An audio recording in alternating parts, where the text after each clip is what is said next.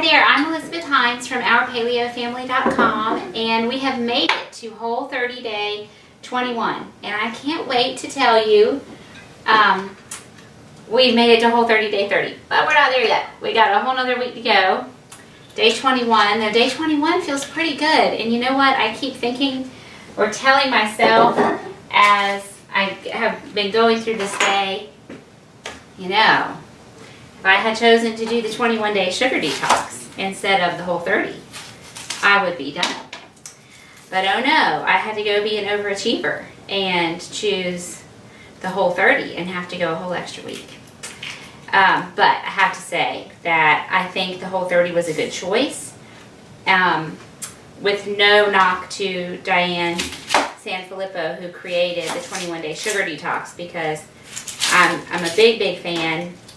If you read anything on my blog, you'll see that I have recommended her books and her podcast, Balanced Bites, over and over. I'm a really big fan, so I'm not knocking Diane. But I can tell you that having arrived at day 21 myself, I feel like 21 days was probably not enough for me to have felt the full effects of what is going to be changing based on doing this detox.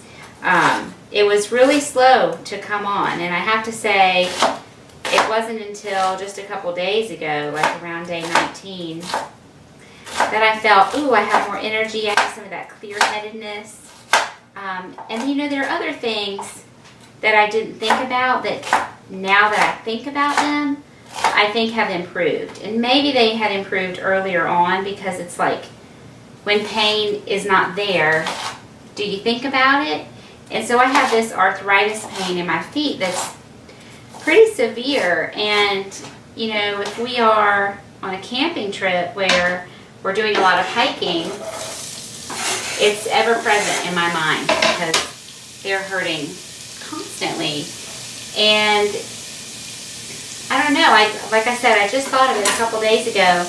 Like, you know, on Tuesdays I teach a class and I'm on my feet for 4 hours straight. And for me, standing is actually much worse than walking. Now, extreme walking, like a Disney World trip where you're walking 20 miles a day, that is bad news. that hurts my feet. But honestly, it's better if I keep walking. It's, you know, you're lubricating the joint, so that is going to feel better. It makes sense that would feel better. So anyway, the fact that I'm standing for 4 hours, and now I am moving back and forth, but I'm moving back and forth within the confines of a small classroom. So it's not like going for a walk around the neighborhood, you know what I mean? And when I get home from that, I'm not feeling like I have got to put ice on my feet. So I think that is a win, right? That's definitely a victory. Throw this out. Okay, so what we're making, I haven't even told you what we're making. I've just been proselytizing over here. But we're making chili today. And this recipe is on my blog. It's been there since last year. And it's listed as being paleo and Whole 30 compliant. And I looked over it, and it totally is. I'm so happy. I'm just always trying new things. And I kind of get out of one habit and I get into another. Like, as soon as I found out I really don't need to be following the autoimmune protocol, because those foods are not an immune stimulator for me. A lot of those foods, like nuts and eggs and nightshades, I quit focusing on making autoimmune protocol friendly foods, and I need to go back to those roots, because I know a lot of people are struggling with autoimmunity and are just coming to this idea of, oh, I can just change my diet and maybe improve my symptoms. So anyway, I was happy to see that way back when I wrote this recipe, I did a Whole 30 compliant recipe. So it's a Whole 30 compliant chili, and it's really, really good. It's fall. All of a sudden it's fall. And a nice hot bowl of soup is going to be awesome. I'm going to wash my 2 carrots and my 2 stalks of celery, and I'll be right back. So this chili is going to cook for a long time, but it's not ever going to get blended up or anything. So so I do want to be a little bit careful about how I chop my vegetables so that I don't end up with, I don't want really big chunks. I want things to be pretty small. So I take this fat end of the carrot and cut it into about 3 strips that'll cooperate with me. And this skinny end, I'll just cut it into quarters, and then I'll dice that up. So we're just going to go in stages. I have my onions in there now, just sweating away and starting to soften. Want to give them a little head start, and then I'm going to build in all my other flavors.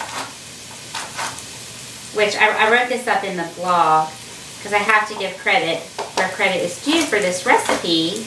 It goes to some family friends of ours that we were friends when I was young, a child. I almost said their children and my children. I, as a child, and their children were very good friends. Our parents were friends. And they would have us over for chili. And this was their chili recipe. And they always served chili with peanut butter sandwiches on soft white bread. And I don't know why. I don't remember the chili being spicy, that you needed something like that to kind of cut the spice. But that's just a fun memory. And how I would love to have a peanut butter sandwich on a piece of soft white bread. That would be pretty good. But we're not. Tonight I'm going to actually make my cornbread. And I'm sorry for telling you that, but we're having company. And it's a paleo cornbread. There's no corn in it, but it has the same texture and really very similar flavor.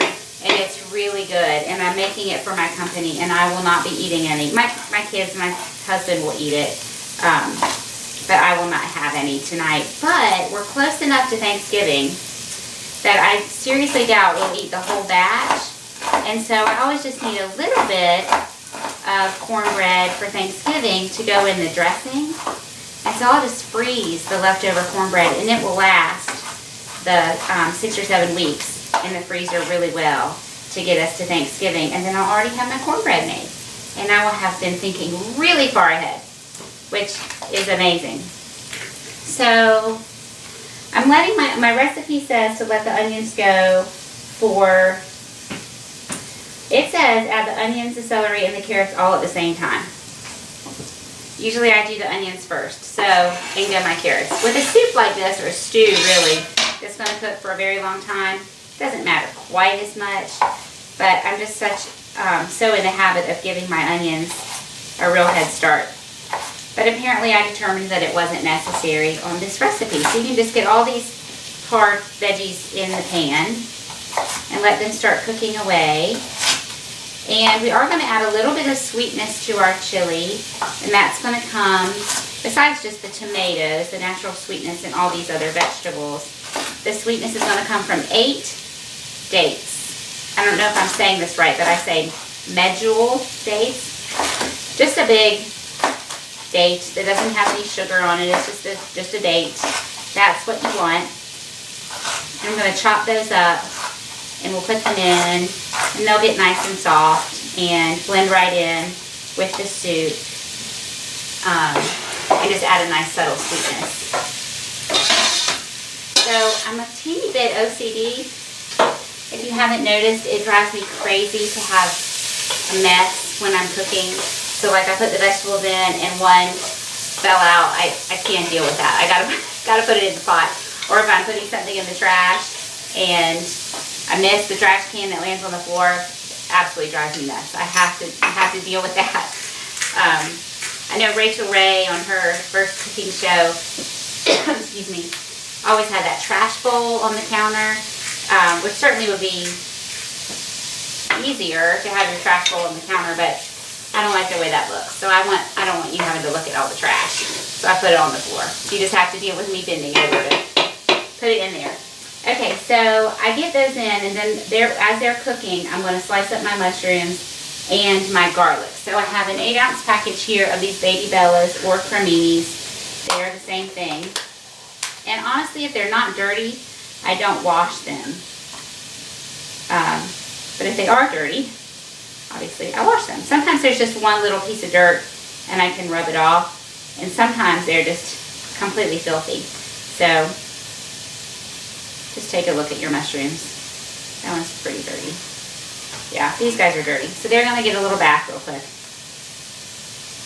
These are nice, fresh ones. So I'm just gonna slice these, and before my hands get wet handling those, I'm gonna deal with my garlic. So my recipe calls for 3 cloves, and I was down to the very end of my garlic here. And so I have just these few tiny little cloves. So I'm gonna smash them. And if I feel like it needs a little more garlic flavor, I'll just add some garlic powder. It's not a big deal. Although I'm about out of that too. I've been using a lot of garlic on this Whole30, but you know what, that makes sense because we're so used to, certainly if you've been following a standard American diet, where you're eating a lot of packaged foods and maybe even gluten and other grains, you're getting a lot of sort of artificial flavor, and not just, I don't just mean when it says on the ingredients artificial flavors, I just mean food manufacturers can create flavor with chemicals, and they think probably their favorite chemical is sugar, all these different varieties of sugar that they use to create flavor. And so we're taking all of that away with the Whole30, but yet you don't want to eat bland food, so you've got to put the flavor back in to make your food taste good. And so we've had a lot of dishes that have been full of these aromatics, like the onions and the garlic and some shallots. So it makes sense that I would have run through my whole 3 heads of garlic in the past 3 weeks. I do my grocery shopping on Saturday. Saturday morning I get up, for some reason, it's the one day that I can sleep in late, and I always wake up early. Drives me nuts, but then I have the quiet of the morning to do my planning, and I'll plan out my week until the next Friday, through the next Friday, with my meals and just appointments and kind of figuring out what's going on for the week. And then I go to Kroger and Whole Foods. So I go to Whole Foods and get my meat and just like specialty things that I can't get anywhere else. And Kroger for, I don't know, usually kind of some miscellaneous stuff like deli meat and, oh, let's see, what else do I get at Kroger? Not a lot anymore, although they have started carrying a lot more health food brands. Like sometimes I can find my toothpaste there and various things like that. So anyway, I pick up a few miscellaneous things at Kroger. But then we do really the highest volume of our shopping at Aldi, which is this discount grocer, and they're right by my church, so we always go on Sunday, and we get eggs there. We get almost all of our produce. There are a few things that they don't carry, like they don't carry organic celery, but they have regular celery. They do carry a lot of organic produce. So anyway, we get most of our produce there. When we're eating cheese, we get our cheese there. And so I do my grocery shopping, except for Aldi on Saturday. I plan my meals for the week. And then invariably there will be something that I've planned for Saturday night that needs an ingredient that I buy at Aldi. And the same thing has happened today. So my husband is out at the store getting something from Kroger that I really need for tonight. I'll probably run my knife through them a couple times, try to chop them a little bit.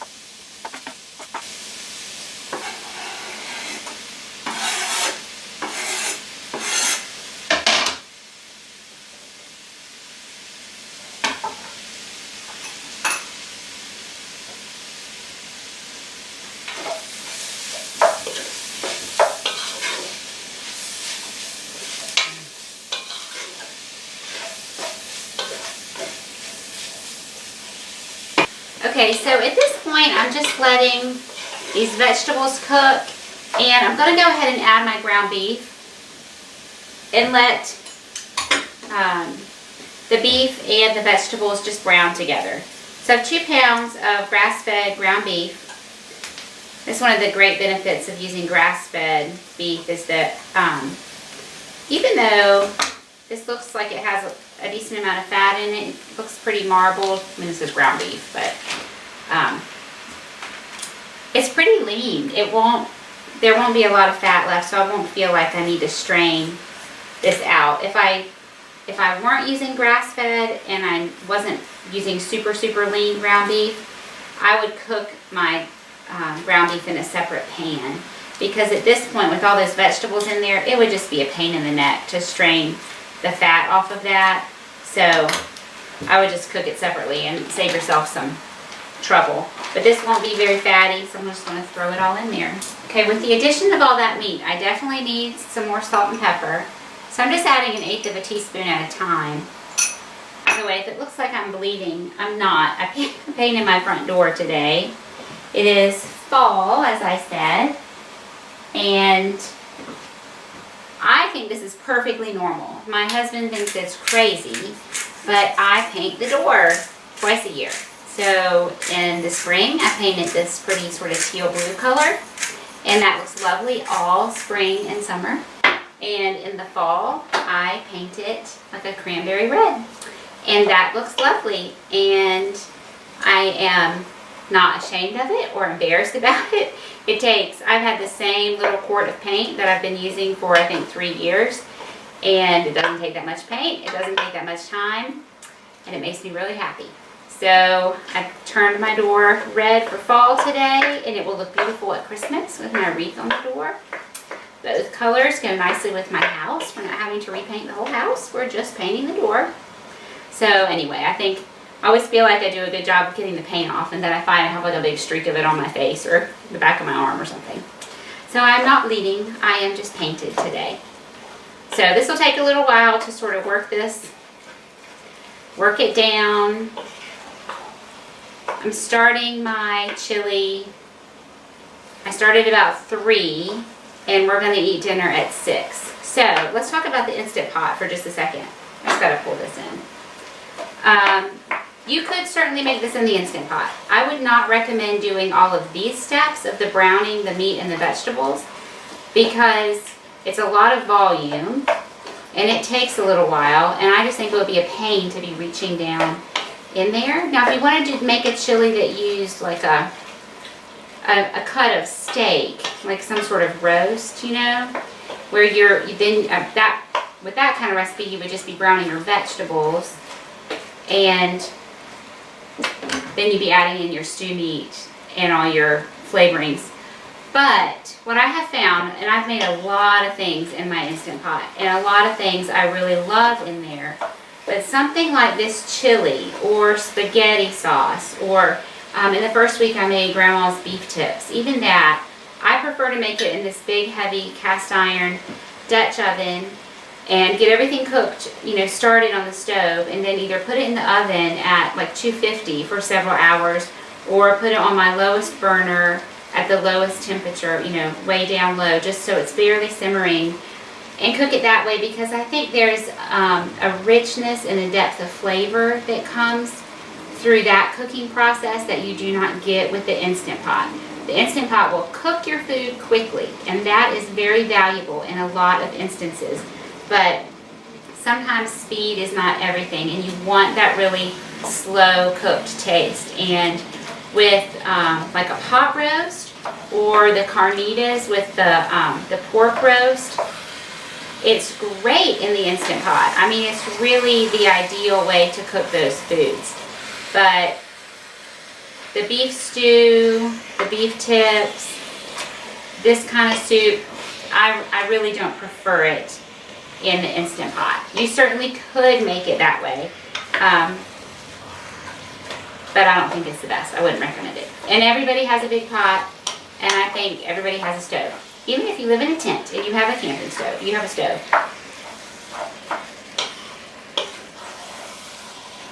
So it's starting to cook. I'm going to go ahead and this is just cooking down. It's going to need to brown. It's going to take a little while. This is a labor of love, but it makes a lot, and we'll feed a lot of people, and then we'll probably have leftovers too. So I'm just going to chop up my dates. So I'm just slicing through them. These are pitted although occasionally I'll find one with a pit. But you'll know it because it's super hard. You won't be able to cut through it. This came from nuts.com, and they are a great company.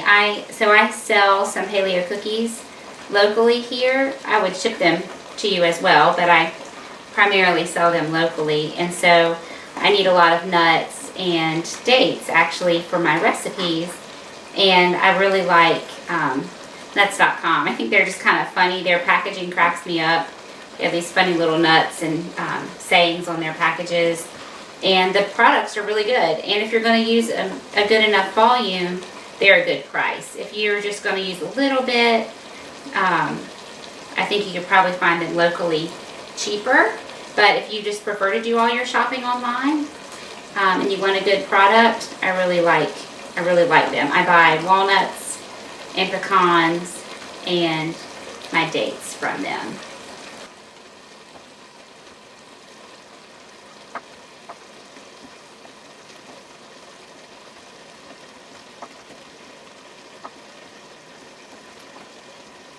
Alright, while that meat is cooking down, I'm going to go ahead and measure up all of my liquid ingredients and get my cans open. So I need 3 tablespoons of tomato paste. So I'm really not going to measure that. Oh, and actually, you know what? Whoops, back in there. I'm going to just add that straight to this pan. I forgot. We'll move on to the next thing. The plum tomatoes. These are Private Selection, which is Kroger's brand of San Marzano style plum tomatoes. Again, I looked at the ingredients of all the different brands to try to find kind of the most pure, and this one looked good to me, so I've got the plum tomatoes. And you know, you used to buy these cans and they were 32 ounces, and that's what my recipe says. But lo and behold, they are now 28 ounce cans, so it's 28 ounces instead of 32. We have a small can of tomato sauce, which I said 15 ounces. Oh my goodness, that's only 8. Oh, but you know what? I won't even open that. I'll use this. I'll use this tomato sauce right here. So I need 15 ounces, which 1 cup is 8 ounces. So we'll do the 8 ounces, and then once I pour this in, I will, I'll measure up the next 7. See, you gotta do your math. Math is important. It comes in handy in cooking. We need 2 tablespoons of lemon juice. I'm going to get my juicer. I know that I'm going to get 2 tablespoons out of this little half of a lemon. But we'll see.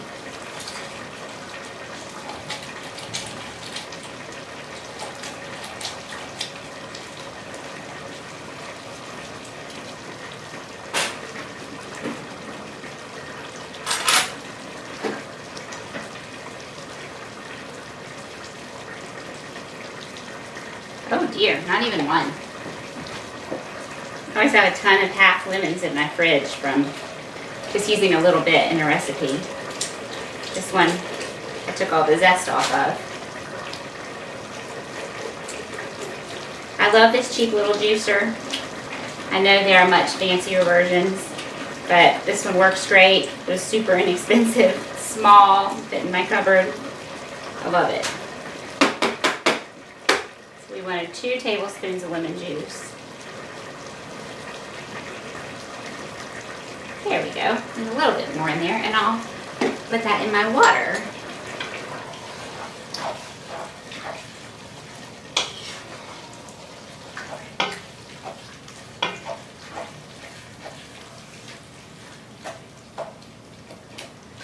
Okay, it's almost all cooked. But I need it to brown because I've said it so many times that browning is flavor.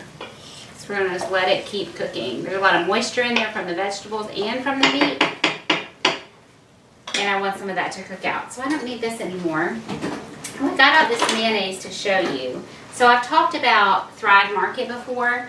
It's like the online version of Costco, like if Costco and Whole Foods got married and opened a website, it would be Thrive Market. And so I order a lot of my healthy food ingredients beauty products, you know, shampoo, that kind of thing, I'll order it from Thrive, and they have really good prices for those things. And they almost always will send you free samples, and they're usually really good, like a high value, $20 worth of stuff, you know.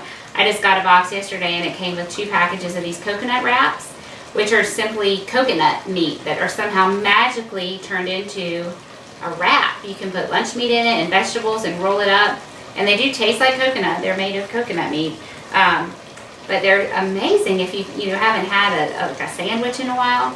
And so one time I got this vegan coconut mayonnaise, and clearly I have a love for mayonnaise. You can do a lot with it.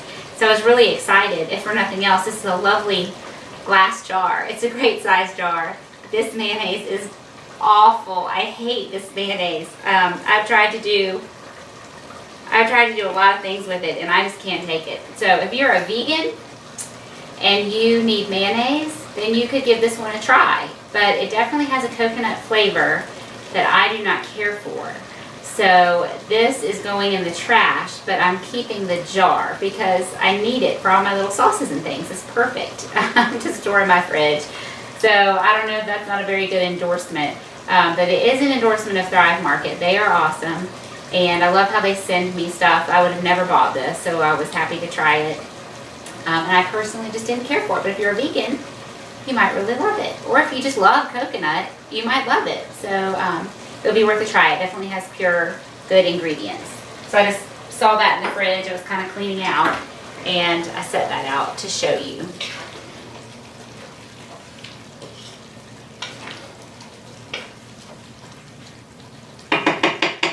That meat is all cooked, so I'm going to taste it at this point for seasoning. Because if it doesn't have enough salt and pepper at this point, it's going to be hard for me to get all of this stuff seasoned. So I want to give that a taste. Let me see if there are any other liquids I can measure right now. I need 3 tablespoons of vinegar, 3 tablespoons of aminos. I have my dates, and then I have all my spices. And I need to remember to add in the rest of that, my tomato paste. So these are plum tomatoes, so it's, hang on, I'll use my spoon.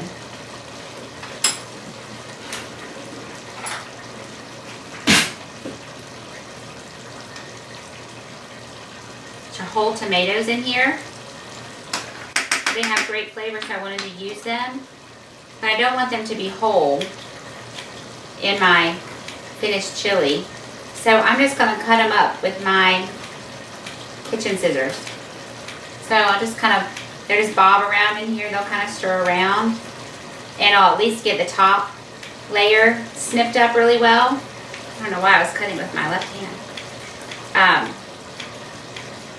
And then I'll pour those out, and then I might need to get the ones in the bottom.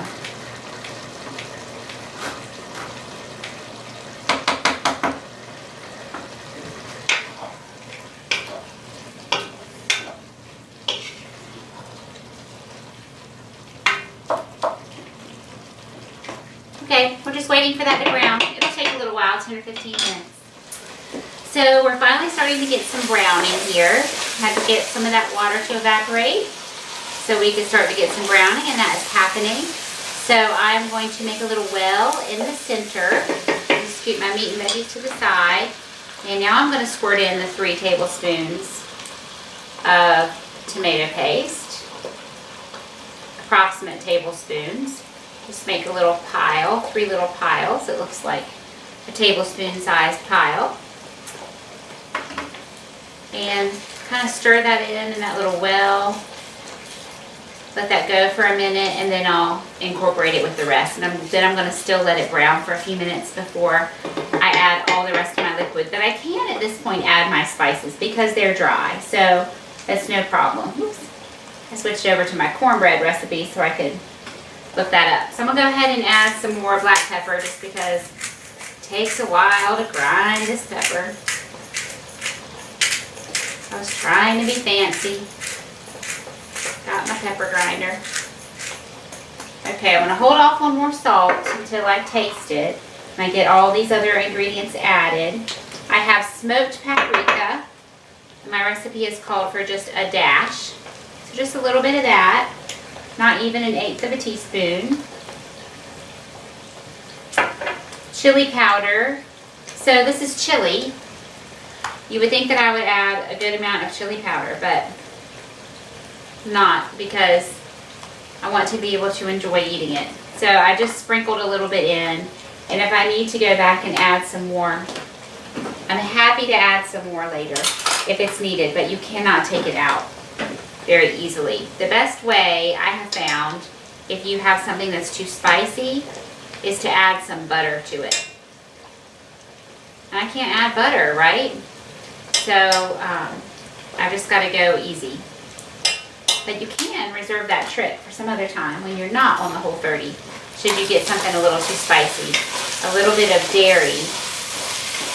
And I don't believe that other fats will work the same way. I don't think you could just add some oil. It's the milk proteins and the fats together in the butter that would, you know, create that sort of cooling off effect.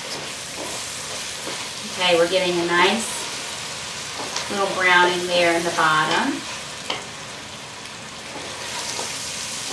It smells really good. That's the only problem with this slow cooking method, is that you get to smell it for hours before you get to eat it. So I'm going to put these to the side so I remember that I have put them in already. And again, I might want to add a little bit more, but I made it and I tested it, and these are the amounts that I think work well. But again, you can adjust to your taste. I'm going to go ahead and add my dates. Let's pick this up. I'm trying to think. I want to add everything that's not going to add moisture at this point. Because when I start adding moisture, I'm not going to get any more browning. Those dates are pretty dry. They're not going to add a lot of moisture. They'll add just the right amount of sweetness. Oh yeah, we're good. And it's starting to get smoky. So I'm just going to call it and say that is an adequate amount of browning, because I don't want my smoke detector going off. So in comes my first batch of liquid. I'm going to keep my heat up right now and let that work to deglaze my pan. I'm going to start my tomatoes that I was chopping up. I'm going to chop a little bit more. These will break up some as you're cooking, and certainly you could go through this process of chopping them once they're in their pan. But they're captive little tomatoes right now in this can. So, what in the world? Oh, I thought a bug just fell in there, but it was a date that was apparently stuck to my hand, or the scissors or sealing or something. A piece of date fell in there. There's a little bit of basil in this can, but it's not enough that's going to turn my chili into something that tastes like spaghetti sauce. So I'm not worried about that. I can feel it as I'm stirring. I can feel, okay, there's still all that fond. That's that brown stuff that we were working so hard to get. I can feel it still on the bottom of my skillet, or my my Dutch oven. So I'm going to stir and break that up. Okay, remember I needed 7 more ounces. Now you know on your measuring cup, you have cups, you have pints probably, and you have ounces. So usually they mark the even ounce measures. So just somewhere between the 6 and the 8. You don't have to be super duper precise. I was thankful to see that this recipe does not actually require any broth, because I'm out of broth, so I gotta make another batch this week. But thankfully I had some bones in the freezer, and I love to put a turkey wing in when I make my broth, because just a bunch of, you know, chicken leg bones, or even a carcass from a rotisserie chicken, I'm not going to get a lot of gelatin out of that. But if I put in a turkey wing, fixes it right up. So at my store, I have to buy them in a package of 2. So I just freeze one. So remember, I wanted 3 tablespoons of the aminos and 3 tablespoons of the balsamic. So yeah, I had a turkey wing in the freezer, and I had a good amount of bones from various dishes I've made. So I've got enough stuff in there to make a batch of broth.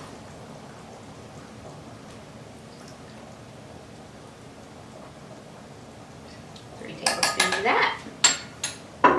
And then I think everybody is in the pan. I'm just going to read through it. We had our cooking fat, and we added the onion, the celery, the carrots, then the mushrooms and the garlic, and then the ground beef, browned all of that, then added the tomato paste, and then in went our liquid ingredients. We had the can of plum tomatoes, the 15 ounces of tomato sauce, lemon juice, balsamic vinegar, coconut aminos, dates, dried mustard, chili powder, smoked paprika, salt, and black pepper.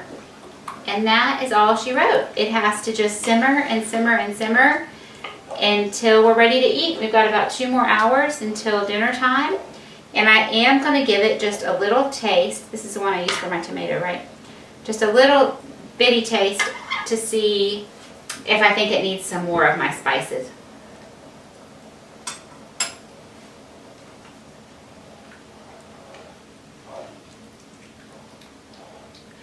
Wow, I must have gotten a date in that little bite because it was super sweet. It needs some more salt, so I'm going to put in 1/8 of a teaspoon more salt. And I do want a teeny bit more chili powder. So just a couple shakes of that. Now, I know that beans are, and this is my smoked paprika, I want a little bit more of that. It's really common to put beans in chili, and certainly are welcome to do that, but we don't do beans on Whole30. So no beans, and actually no beans in the paleo diet either. And my family doesn't like beans, so that's totally okay with us. We don't even miss it, but I know to a lot of people, chili means beans, and so you might miss that. But if you're doing the Whole30, definitely go without the beans for now. And when you're done with Whole30, you can try this exact recipe again, add some beans, and see if you feel differently. So I'm just going to let this simmer away, and I will show it to you when I serve it up tonight. Okay, so my chili has simmered away for about 2.5 hours. And with that close-up shot, you could see this line around the top is what my volume was at the beginning, and so that much water evaporated out. So that just means we concentrated the flavors. It got richer and sweeter, and if you made this in the Instant Pot, for example, that would not have happened. There wouldn't be any of that evaporation. So that's why I really prefer this sort of dish not in the Instant Pot, just the old-fashioned way on the stove. So we'll just serve up a great big bowl of this chili. On the website, I have shown you and talked about in the instructions how you could garnish this with some sour cream if you're doing dairy, or you could use some full-fat coconut milk and some cilantro, some avocado, whatever you like on top of your chili. If you like the Cincinnati style and you want to serve it over pasta, you could certainly cook a spaghetti squash and serve it over that. But we're just doing straight up chili tonight. I guess we'll have cornbread. There's no cornbread for us on the Whole30 because there's honey in there. And I'll just have a nice big bowl of chili with some salad greens on the side. A nice big pile of salad. You just get it all over the counter and the floor and every place else. And then I made a fresh batch of my ranch dressing today. Again, this recipe is in my book. So